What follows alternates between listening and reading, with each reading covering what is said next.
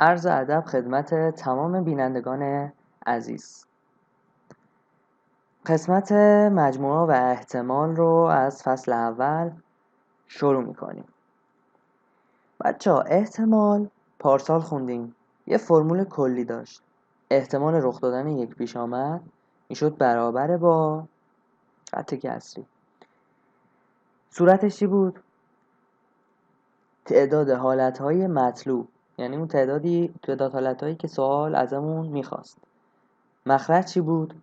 تعداد کل حالاتی که ممکن بود اتفاق بیفته. خب بچه حالا ما اگه بیایم تعداد حالتهای مطلوب رو توی مجموعه بذاریم، مجموعه شامل همه حالتهای مطلوب، اسمش رو بنویسیم آ، و تعداد همه حالتهای ممکن باز توی مجموعه بذاریم، مجموعه شامل همه حالتهای ممکن، اسمش رو بذاریم S. خب حالا میخوایم یه نماد ریاضی واسه این فرمول بنویسیم. میگیم احتمال رخ دادن یک پیش آمد با چی نشونش میدیم؟ با پی n. احتمال رخ دادن یک پیش آمد پی n برابر است با تعداد حالتهای مطلوب. ما این مجموعمون رو گذاشتیم چی اسمش؟ آ. پس تعداد اعضای این مجموعه آ به روی تعداد اعضای این مجموعه S. ما گفتیم وقتی n رو بذاریم پشت مجموعه میشه تعداد اعضای مجموعمون. پس میشه تعداد حالتهای مطلوب به تعداد کل حالات.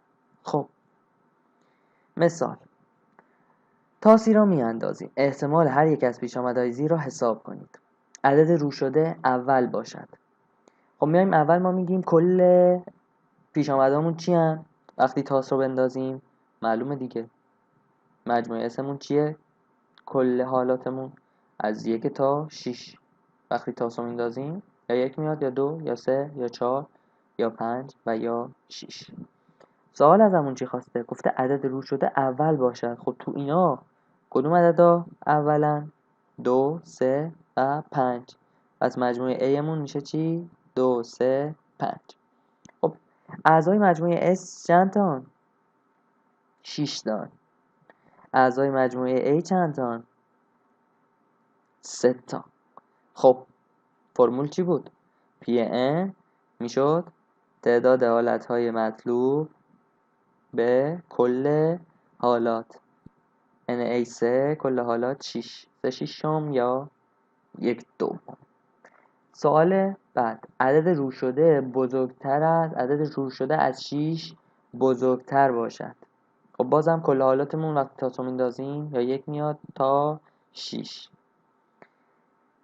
عدد رو شده از 6 بزرگتر باشد. کدوم عدد از 6 بزرگتره اینجا تو کل حالات؟ هیچ کدوم.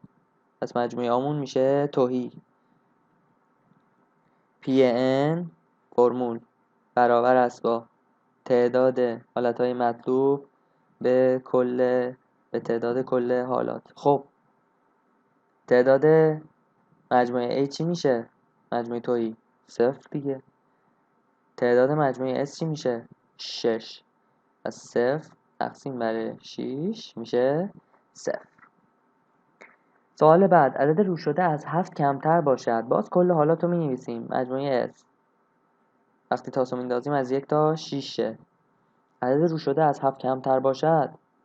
خب اینا همه از 7 کمترن. پس حالتهای مطلوبمون میشه همشون. مجموعه A مون میشه همشون. خب فرمول Pn برابر Na به Ns. تعداد اعضای مجموعه A چند تان؟ 6 تان. تعداد اعضای S 6. 6 برابر است با 1. بچه تو احتمال ما احتمالمون بین 0 و 1 هست دیگه، از 1 بیشتر نمیشه. 1 یعنی همیشه پیش آمدمون در حال رخ دادن. 0 یعنی این احتمال اصلا وجود نداره که عدد رو شده مثلا از 6 بزرگتر باشه. پس احتمالمون همیشه بین 0 و 1 هست و ممکنه با خودشون هم برابر باشه. در جعبه‌ای 3 مهره قرمز و 4 مهره آبی وجود دارد. اگر یک مهره تصادفی از این جعبه خارج کنیم چقدر احتمال دارد؟ الف، این مهره آبی باشد. خب کل حالات ما می نویسیم. کل مهره همون چند تان؟ 3 تا و 4 تا 7 تا. پس کل اس رو می نویسیم 1 قرمز، 2 قرمز، 3 قرمز. من به جای قرمز گذاشتم کیو، شما میتونیم بذاریم قاف. خب 4 تا هم آبی داریم، 1 آبی، 2 آبی، 3 آبی، 4 آبی. این کل مهره هامونه. حالا گفته این مهره آبی باشه. خب ما 4 تا داریم که آبی باشه دیگه. مجموعه آبمون میشه این 4 تای آبی. فرمول Pn برابر با تعداد اعضای مجموعه A به تعداد اعضای مجموعه S. تعداد اعضای A چند تان؟ 4 تا. تعداد اعضای S چند تان؟ 1 2 3 4 5 6 7 تا. از 4 هفتم میشه احتمال اینکه این مهرمون آبی باشه. دومی، احتمال اینکه این مهره آبی نباشه چقدره؟ خب کل حالاتمون ما باز چی بودن؟ 7 تا مهره‌ای که داشتیم. اگه این مهره آبی نباشه یعنی باید چی باشه؟ قرمز باشه. پس 3 تا مهره قرمزمون میشه حالتایی که ما میخوایم. خب تعداد اعضا چند تان؟ 3 تا. کل حالات چند تان؟ 7 تا. پس احتمالمون میشه 3/7.